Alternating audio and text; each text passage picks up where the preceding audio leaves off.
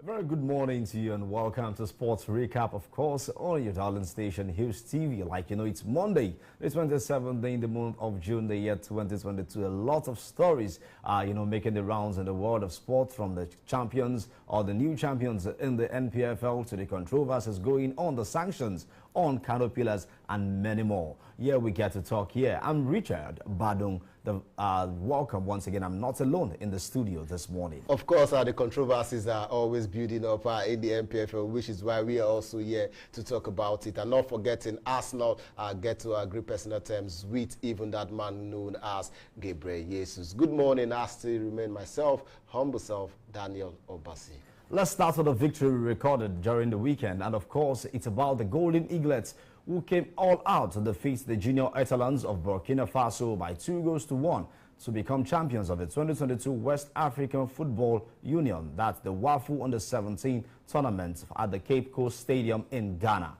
Abubakar Abdullahi had threatened the Burkinabe rear as early as the 8th minute when his slow drive stringed away from goal. But in the 22nd minute, he rose highest in the box to powerfully nod Emmanuel Michael's perfect delivery into the net for Nigeria's first goal. 2 minutes into the second of, Abdullahi got a second, and Nigeria's second, taking the Golden Eaglets to a 2-1 lead in the third place match. An injury time goal and Ghana a hard-fought 3-2 win against Ivory Coast in the third place match. Now let's talk about this. Nigeria champions of WAFU. Does this represent the strength we have when it comes to the under-17 worldwide? It's no news any longer how far the under-17 when it comes to the Golden Eaglets have dominated Africa the way they've dominated even the world. They are the highest. They've won it 5 times on the World Championship stage. So when it comes to junior level football, the under-17, the under-20 have always been doing us proud. But all the questions we ask every time, and we have been looking for answers, is the fact that how does this transcend? How does the glory transcend? Move down to the Super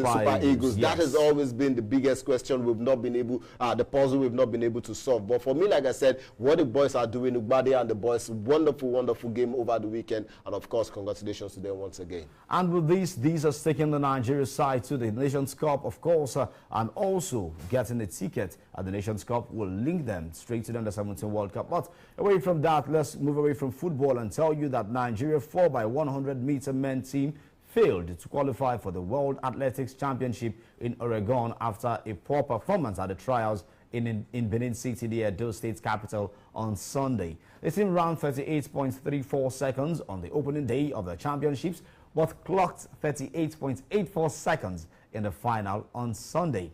With that time, the team dropped from 16th to 17th position after Team Liberia's performance took them to the 16th and final position for the World Championships in Oregon, USA. Men out, women probably maybe going in. It's a lot. I saw what happened in that trial, and of course I was really sad for the men because they did their own part, but of course it wasn't just enough for them to have actually come. But now Liberia would now have to take their slot.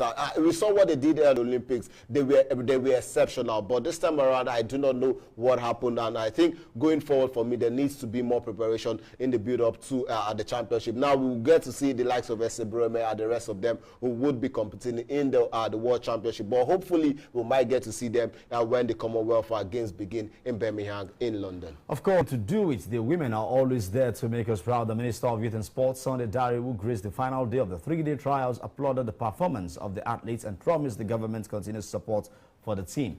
Let's get now to the NPFL, where stories become more interesting as a new champion has been crowned. A back-to-back is difficult to do in the Nigerian Football League. No one boss. Rivers United have won the 2021-2022 first ever league title after flashed on Saturday to Aqua United, who were last season's champions in Uyo by 2-1 at the Goto Lakwabio Stadium. With 4 games to play, Stanley Guma's words are guaranteed champions, courtesy of a 10-point lead of Plateau United, who have 3 games to go. Of course, even though we saw Rivers United losing to Nasarawa United away from home yesterday by 2-1, they still remain. It's always been difficult. Now, for me, it's even how it has moved from the champions, the former champions, to the current champions. Aqua United were poor this season. I didn't expect that from the champions. I expected much better performance from them, but they did not live up to expectations. They would not even be going on the Continental Showpiece next season. So, to Rivers United. Rivers United joined Eyimba last time to be on the continent 2 seasons ago. The CAF Champions League without Eyimba, maybe this would be the only chance of Stanley Eguma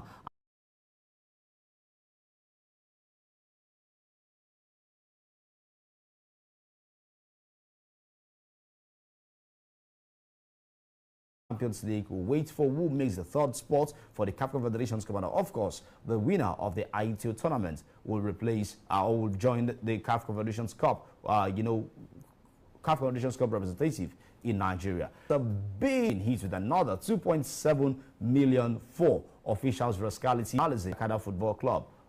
In announcing the new punishments on Saturday, the League Management Company LMC also expelled Kano Pillars chairman Suraja from the Nigerian Professional Football League, that is the NPFL, with immediate effect. Kano Pillars have been charged for breaching the NPFL 2022 framework and rules during the course of the match against Dakada on June 23, 2022. Let's talk about this. Kano Pillars, this is not the first, it's not the second this season. But still, all we get to see point deduction and also fines. Now, is that okay? What is 2.7 million naira to a Kano Pillars side? It's nothing. I always say it's nothing to them. Now they were fined. It's not on TV. Maybe that's why we're seeing this level of violence. Even if it's not on TV, should we continue?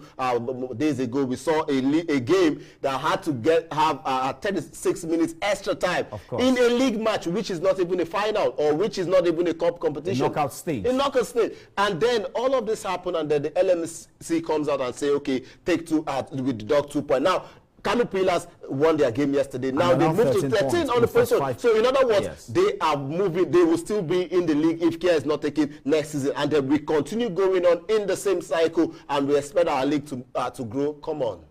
How long will this continue? Do LMC delegate Uchenna Ioke will get a compensation of 500,000 naira for lost valuables and the cost of the game. It could be recalled that the Kano Pillars were in April this year banished to play their home matches in Abuja. Fine accumulated 9 million naira and deducted 3 points for fans hooliganism. Now it's not the fans, but the chairman of the club, who has been in Ji Chun, completed a wire-to-wire victory at the Women's PGA Championship winner. Finished 1 shot ahead of the field, finishing on 5 under, despite a 3 over par 75. Now, Australia's Minjee Lee and American Lexi Thompson were tied for second on 4 under at Congressional. North Island's Stephanie Meadow was tied for 10th place on level par. I think she's doing it once again. She has proven she is one of the best when it comes to women golf. And of course, Chun, I wasn't really surprised over the weekend when she won that championship. All right, big congratulations to the champion, the South Korean champion. And going straight to football, where English Premier League side Arsenal have reportedly finalized the signing of Manchester City of Brazilian £45 million fee with Gabriel Jesus with Manchester City.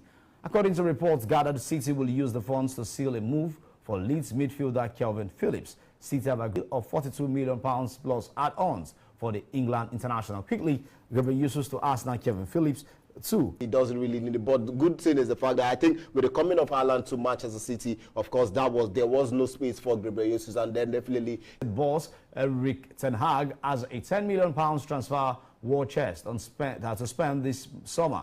Reports claim a figure which may deal a blow to his rebuilding plans.